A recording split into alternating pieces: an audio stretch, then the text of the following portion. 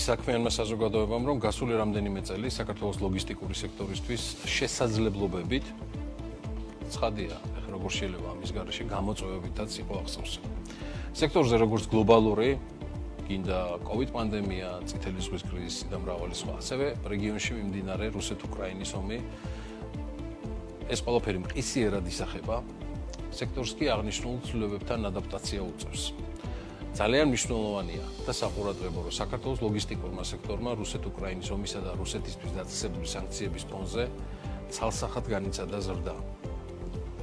2022 წელს საქართველოში გადაზიდული ტვირთების მოცულობა, თქვენ ხედავთ დინამიკას, თითქმის 25%-ით არის გაზრდილი წლიურად, ხოლო უშუალოდ შუადერეფნის მეშვეობით საქართველოში გადაზიდული ტვირთების რაოდენობამ დაახლოებით მესამედით, 30%-ით იმატა იმავე წელს.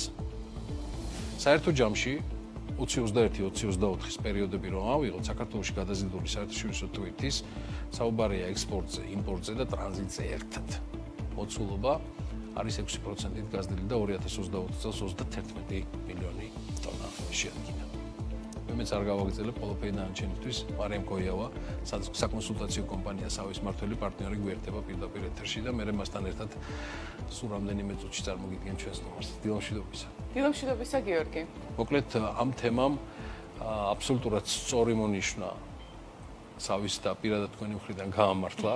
არის ძალიან ბევრი ამბავი, რომელიც მათ შორის გაჟღერდება ჩვენი რუბრიკის შემდეგაც, მაგრამ პირადად თქვენთვის რისი აღნიშნულია ეს დინამიკა, რომელიც სავის ექსპერტების მიერ არის დამუშავებული.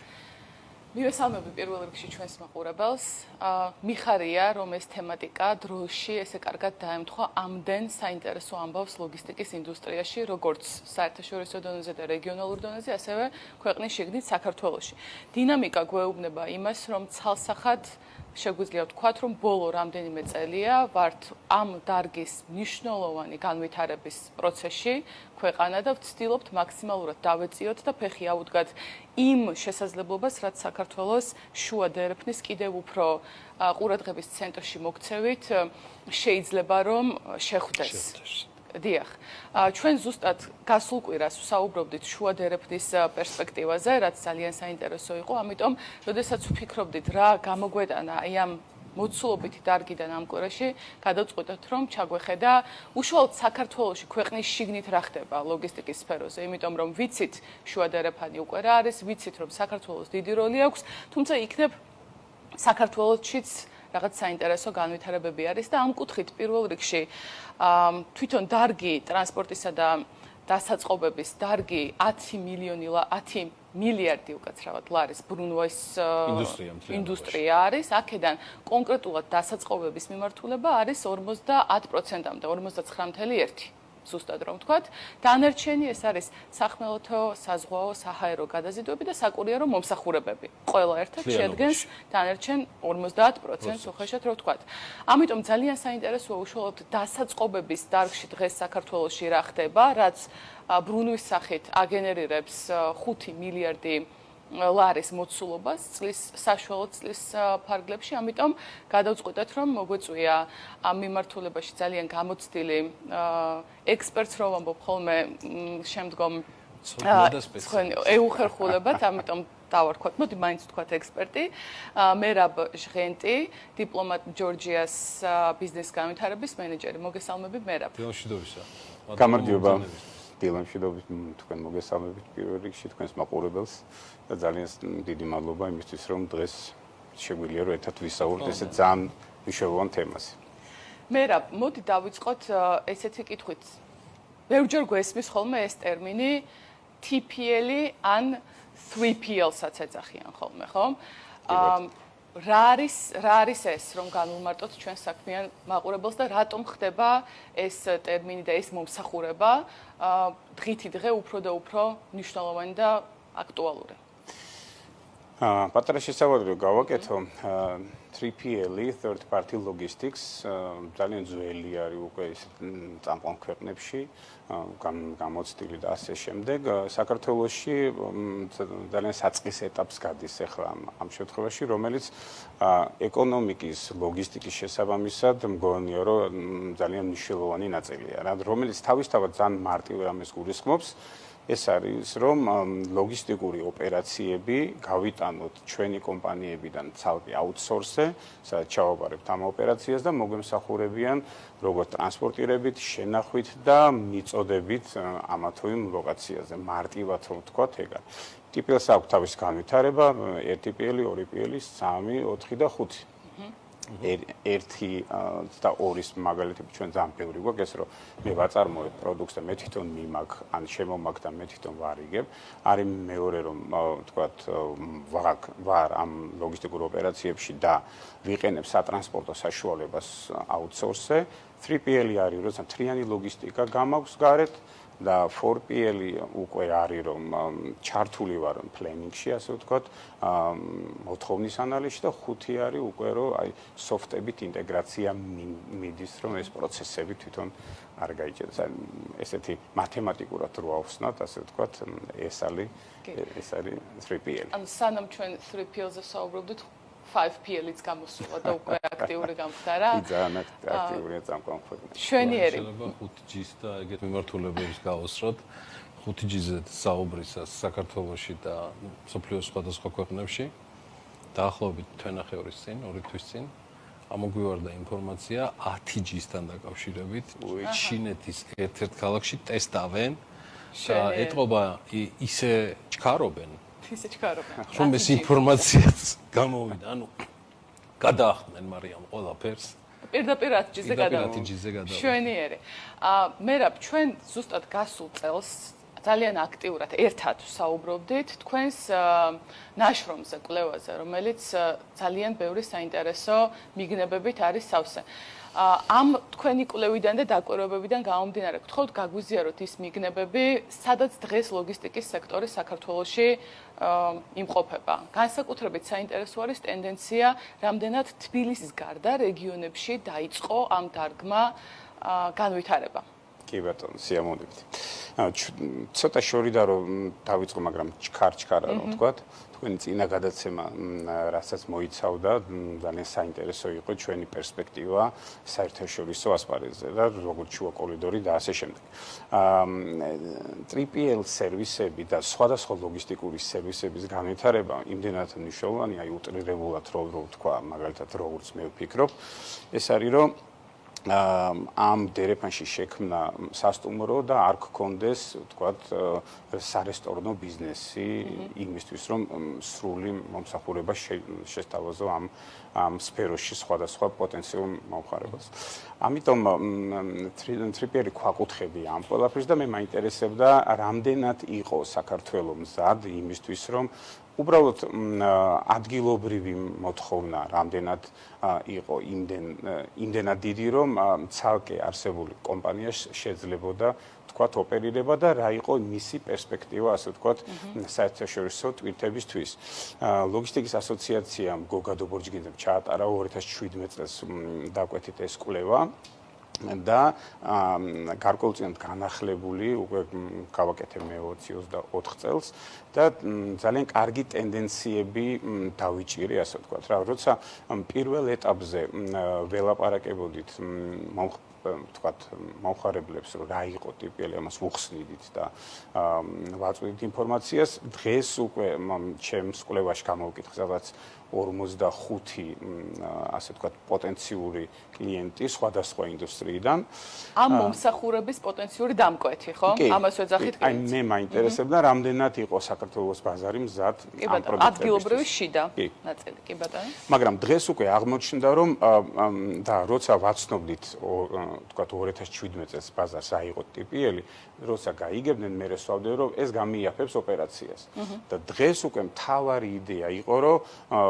კი, მე მჭირდება TPL, ოღონდ თუ იქნება კარგი სანდო სერვისი და საჭიროება უგვარებდა მათ ბიზნეს ციკლების მოქნილობას, ასე ვთქვათ რა, რომ მათ თავარი აქცენტი უნდა გაიკეთებინა თავის core business-ზე და ლოგისტიკა უკვე აღარ იქნებოდა მათთვის რაღაცნაირი კეფი, ასე ვთქვათ, შემზღუდველი ბიზნესისთვის. ეს იყო მთავარი, ანუ მწიფდება ბაზარი ამ კუთხით. და მგონია რომ დღეს ისე როგორც არასდროს არის საქართველოს ბაზარი მზად TPL სერვისისთვის. მშვენიერი.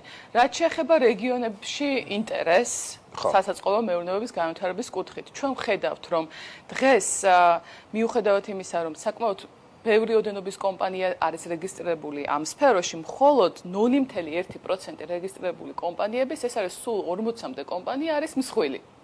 და 0.5% არის საშუალო. ანუ დიდი მოთამაშეები ჯერჯერობით მაინც ცოტა გვყავს ქვეყანაში. და ასევე გვაქვს ნაკლებობა საერთაშორისო ესეთი ცნობადი ბრენდების, ოპერატორების, ხო? აი ამ კუთხით როგორი მდგომარეობა არის დღეს თქვენი შეფასებით საქართველოში?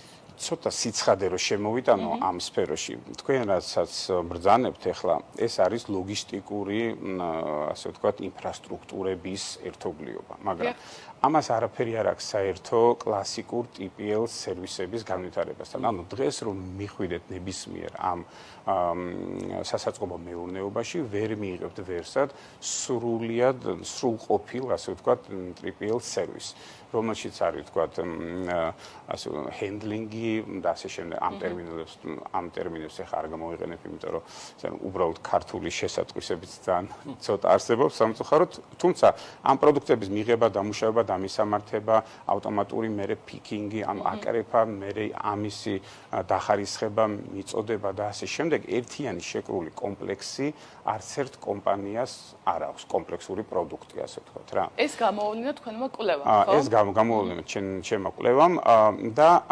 იმიტომ რომ არ არსებობს A-კლასის ტიპის სასაწყობო მეურნეობები ბევრი, ან არის ძალიან ცოტა 5%-მდეა დაახლოებით, როგორც წავიკითხე კოლიერსის კვლევაში, თუმცა პრაქტიკული გამოცდილებიდანაც არსებობს საქართველოს ჩემი პრაქტიკული გამოცდილების 2 A-კლასის სასაწყობო მეურნეობები, რომელიც თავიანთი ბიზნესებისთვის აქვთ ამ კომპანიებს. დიახ, ორი არის დღეს, ეს არის ერთი დიპლომა ჯორჯიას აქვს, მეორე გებრუდერვაის აქვს. დიახ, აქვს და თუმცა აი ესეთი ტიპიური third party logistics პროდუქტები ამ კომპანიებს ესეთი სხვებს რომ ემსახუროთ ჯერ არ არიან. დიპლომატმა გადაწყვიტა და აქვს ყველა ის სტრუქტურა, რომ ის საშუალება ტექნოლოგიური, რომ ეს ყველაფერი გააკეთოს, უბრალოდ თავის ბიზნესი არის დღეს ორიენტირებული და დღეს გამოაცხადა third party პროდუქტების გაყიდვის თაობაზე, თუმცა ლიმიტირებული აქვს დღეს ამ ეტაპზე რესურსები. გასაგებია, ძალიან საინტერესოა და ერთ ბოლო საკითხსაც რომ შევეხოთ, მერაბ 5-10 წლის პერსპექტივაში. კარგად მიმოვიხილოთ დღეს სადა ვართ, მაგრამ სად თქვენი გამოცდილებიდან გამომდინარე, სად ფიქრობთ, რომ იქნება საქართველოში ეს დარგი?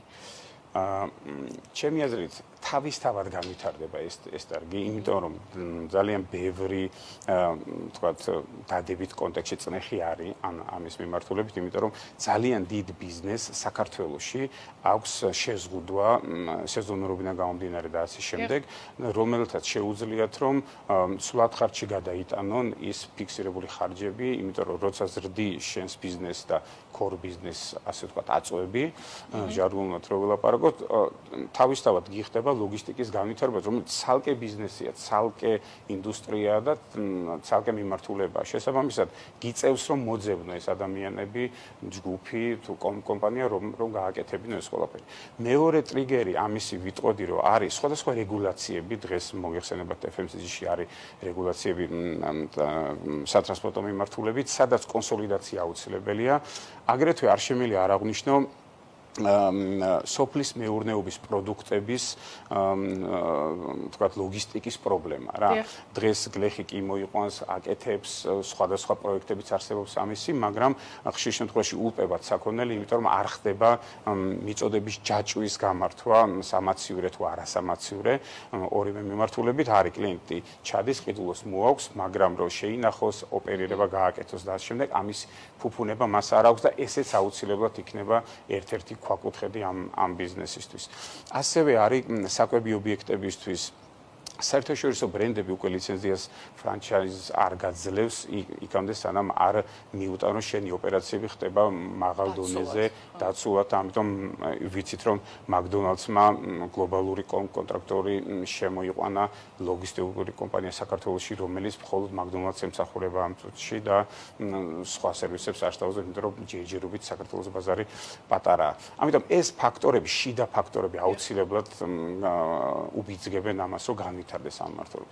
გარე ფაქტორებიც, რო ვთქვა, თურქეთის მაგალითი არის ძალიან საინტერესო რა. 90-იან წლებში დაიწყო ამ სერვისების განვითარება, 2000 წლებიდან შემოვიდა უკვე საერთაშორისო კომპანიები და იყიდეს ლოკალური კომპანიები, ესეთი ტოპ კომპანიები, რომლებიც ამ კუთხით ძალიან წარმატებულები არიან, BD Schenker, DHL, UPS და ამ შემდეგ. ანუ თურქეთი გახდა უკვე ამ ჩეინის, ასე ვთქვათ, ამ ჯაჭვის ერთ-ერთი დიდი ნაწილი, რომელიც გაფართოვდა ევროპიდან, წამოვიდა და მოადგა, ასე ვთქვათ, საქართველოს. ძალიან დიდი პოტენციალი არის ახლა საქართველოში, რომ აი სუბდილერული მომსახურება გაუწიო ამ ქსელებს და აქ დაახვედრო. იქედან ჩინეთის Alibaba და ასე შემდეგ ეს პორტალები აქ შეიძლება იყოს რომ last mile delivery-ს ასე ვთქვათ ინფრასტრუქტურის შექმნისთვის აუცილებელია რომ ეს კვანძები არსებობდეს გზაზე და ჩვენ გვაქვს უნიკალური გეოპოლიტიკური მდგომარეობა რომ ეს ყველაფერი გავაკეთოთ შიდა ფაქტორების და გარე ფაქტორებიც ამას ძალიან კარგად უბიძგებენ ასე ვთქვათ. შვენიერი, დიდი მადლობა მერაბ. გიორგი, მე მგონი დავრწმუნდით და გავიგეთ რა ხდება ჩვენს საქმიან მაყურებელთან ერთად, რამდენად ეს დარგი არის საინტერესო და არის ჩემი აზრით დავამატებდი უბრალოდ ფინანსური კუთხითაც ძალიან აქტუალური. ამას ფინანსურ ანალიტიკას ერთ გადაცემას ამ კონკრეტული სექტორის აუცილებლად დავუდგმობთ.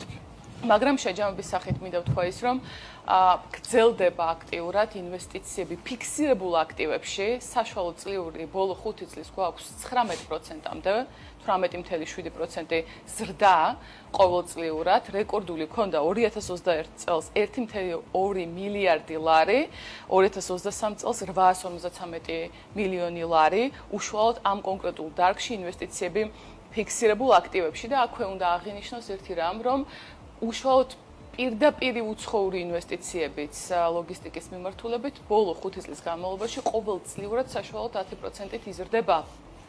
ესეც ძალიან კარგი მაჩვენებელია, გვაჩვენებს იმას, რომ არის უცხოელი ინვესტორებიდანაც ტენდენცია დარგში ინვესტირების და ასევე შეფარდებით ინვესტიციებთან ფიქსირებულ აქტივებში, რაც შეადგენდა საშუალოდ 19% წლიურს, ხვდებით, რომ ეს დარგი არის ადგილობრივი ბიზნესებისთვისაც საინვესტიციო მიმზიდველი, რაც არის ძალიან მნიშვნელოვანი.